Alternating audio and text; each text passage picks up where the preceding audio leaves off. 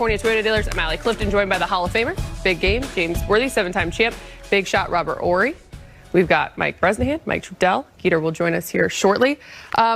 We also have some goodness, if you will, for this show coming up later. You know exactly what I'm talking about. It's kind of a surprise for you. A little TBT for this Thursday. You nervous? Yeah, because a surprise. You said it's going to be a surprise. He looking around like something going to drop out the sky. Yeah, man. It's all for it's good. All you. Yes, good fun for you. Let's do it. Yeah. That means ready. you all need to stick around. Let's We'll do get to it. that in a moment. That's what you call a TV tease. Some news for tonight's game, however. The Lakers announced that Anthony Davis will miss tonight's game with a right quad contusion. AD scored 23 points last night against Philly. This will be the third game that AD has missed on the season. In last night's loss, Anthony Davis and LeBron did most of the heavy lifting. They combined for 57 points, shot 51% from the field. The rest of the team struggled a bit. After the game, LBJ discussed what could have been better. No, we had cut it to 2, and we missed 3 shots. When Mark had an in and out, Kenny had one, that went in and out. I had a short baseline jumper that I missed, and I think me and Bron missed 4 straight free throws down the stretch. I was terrible from the line tonight, 5 for 10. And so, I mean, that's really it. I mean, Joel got to the line early in the first quarter. We gave him a 34-point first quarter, and kind of, slowed him down a little bit, for the next 3. But they had 21 points in the fast break category. And but other than that, I think for the most part, the game was pretty even. And, we gave ourselves a chance to win the game. Just needed one stop, Tobias made a tough shot, and that team is was 9-1 at home, undefeated when Joel plays. So it was a good matchup for us, and a game we feel like we could have won. Up until that final run there, the shots weren't going down. That's happened a couple times on this trip. Have you seen anything different, or is it just sort of make-miss in the way that you guys are getting shots and then converting? I think we got some great looks. We play the same way every game. It's not like we change our approach, and our shooters kind of struggled tonight, obviously. We need, to open up the perimeter a lot more, but we got some great shots, and we just didn't make them. All right, guys, before we get to tonight, let's talk a little last night. We talked about it on the postgame show. Rob, you watched the game. We get a little finals preview. I know it's a little early. It's a little early, but, if you look at the way these guys are playing and the way Danny Green played, like them hips weren't hurting this game, you know what I mean? And Embiid is an MVP caliber player, and he's playing at such a high level, and the way these guys get up and down the floor, and we're not going to talk about the guy who made the game-winning shot, Tobias Harris, but they have a really good team. I think they're going to be coached very well, and it might be, but, the game this weekend also might be a finals preview, so we have to sit and wait. It's going to be interesting. It's easy for us to get caught up in the players, but you mentioned in the pregame big game, I mean, you add Doc Rivers then to that whole roster that they put together with championship experience, and we saw it on full display last night. Yeah, you always wonder, when a team has as much talent as they've had. Some players have gone elsewhere, but they've always had some really good talent. You wonder why they just can't get over the hump. You bring in, a coach that's been there before, that's won a championship. And you also have guys that have matured a little bit. I mean, if Embiid stays healthy and continues in this way, they're going to be trouble. He is a bona fide scorer. He's hard to deal with. He's strong. He can shoot the 3. And then the surrounding players. I mean, Simmons is 6'10". I mean, nobody really knows his defensive. He's a great defensive player. Tobias is a scorer. I knew they were going to go to him. So yeah, this could be a prelude. It's kind of early, but they're definitely in the mix. When you think about Brooklyn and Milwaukee, Philadelphia definitely wants to be in that hunt. They're right at the top of the East. AD, speaking of tonight, he's getting the night off. His last 9 games, guys, shooting just 19% from 3. Rob, okay to take a night off in the midst of this road trip? I think so, because you have a team in the Detroit Pistons that is not that good. So if you want to take an opportunity to rest, this would be a good opportunity. And plus, AD is like one of these guys that bangs a lot. And so And to me, I can tell when he's hurting because he kind of drifts to the outside and he stays away from the inside. Because when you're banged up, you know, if you go inside, that's when you get banged up even more. So I feel like it was kind of a telling tale where his jumper's going, where his free throws are going, that his body kind of needed a little rest. In big game, you don't want to take any team in the NBA for granted, but as Rob mentioned, the Pistons with just 4 wins, you think you rest AD tonight, that's 2 full days of rest before you go into Boston and face the Celtics on Saturday. And the Lakers made it very clear they would manage the minutes of their 2 stars and be patient with it. Yeah, sometimes who you play, you know, works right into the formula you need to use on a road trip, or if you need to, like, rest a player. This is perfect for AD. You know, he's tried his best, with the exception of the games he has missed. They've tried to, like, lower their minutes, but sometimes a player like him needs the rest. Rob mentioned he takes a lot of punishment down there in the paint.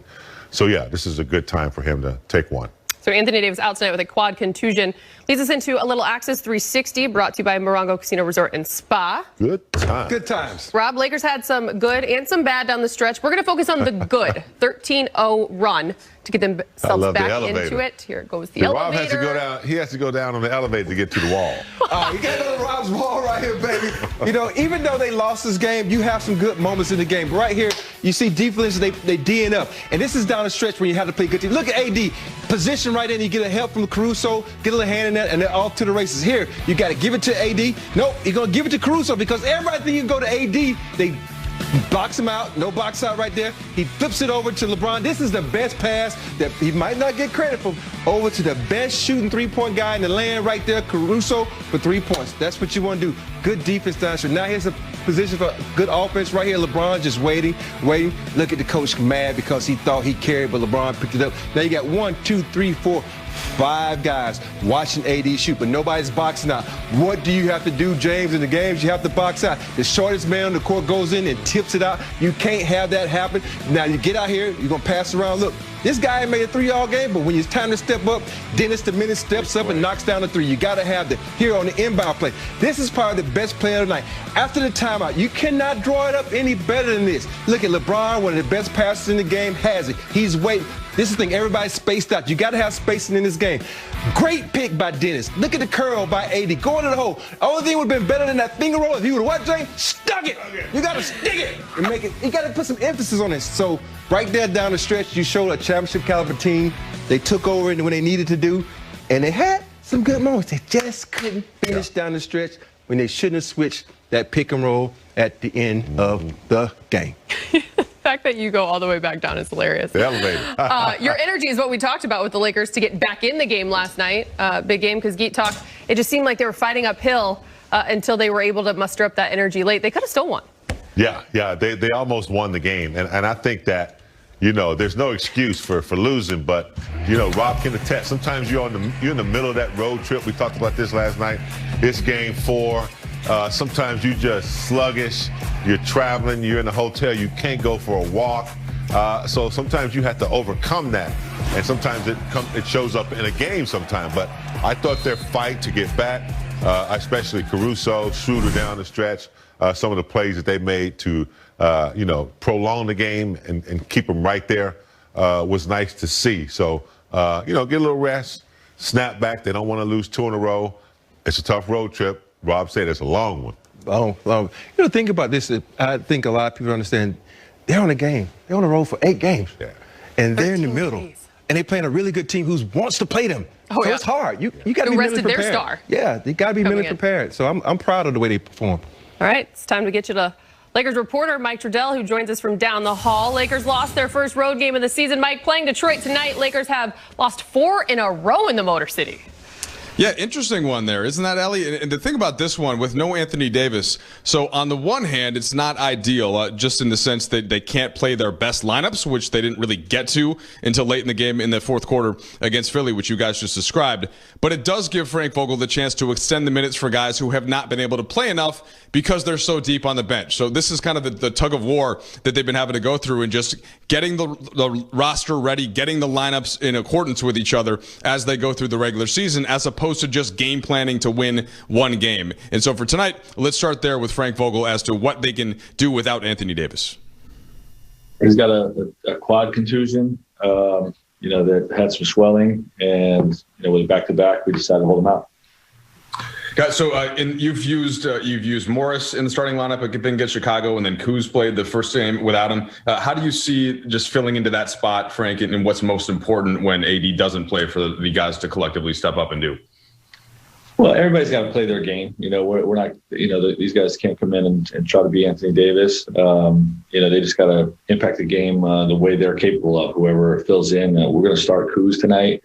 But everybody, there's a lot of minutes there to go around. We'll see Taylor Horton-Tucker more in the lineup, and obviously Keith and Wes and those guys will get more run as well. So, but Kuz will get the start, and look forward to seeing what he can do.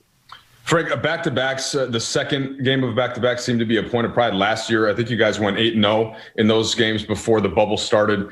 Just wondering what that is from a mentality standpoint, and how much LeBron, who kind of seemed to take that even personally to an extent, matters in situations like that.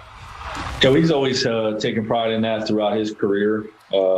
Just bring that extra energy on the second night. And, I think our guys follow suit. We have a lot of the younger players that I think will benefit from some added minutes with Anthony being out, and hopefully our group is mad enough about last night's loss that we bring the necessary energy to get a W tonight.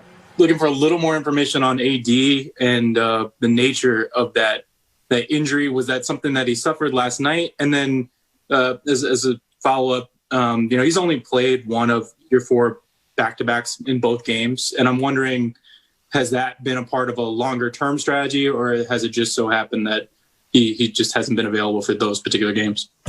Yeah, not part of the long-term strategy. He just got dinged up, around those games. And this happened, I believe, in the first quarter. I'm not sure exactly what play, but he came, he was hobbling for a few possessions, felt like he banged it, and then just played through the pain the rest of the night. And, obviously swelled up a little bit and had some discomfort this morning, so we decided to hold him out. Okay, guys, there's Frank Vogel. So you heard it, Kyle Kuzma in the starting lineup in his hometown of Detroit, or at least just outside of Detroit where he's from, Flint. And then expect to see that 10-man rotation, Allie, with the second unit. You mentioned THT. You get some more minutes for Morris, some more for Caruso. A little bit more for everybody as they try to collectively round around AD here. You get time. You get time. You get time. Love it. Kuz getting started back in his hometown. Well done, as always. Thanks, Mike Trudell. The Lakers and Pistons renew their rivalry at 5 o'clock. James. There's one of our former Lakers, Spee for 3, remember? Yeah, Spee Mykhailiuk.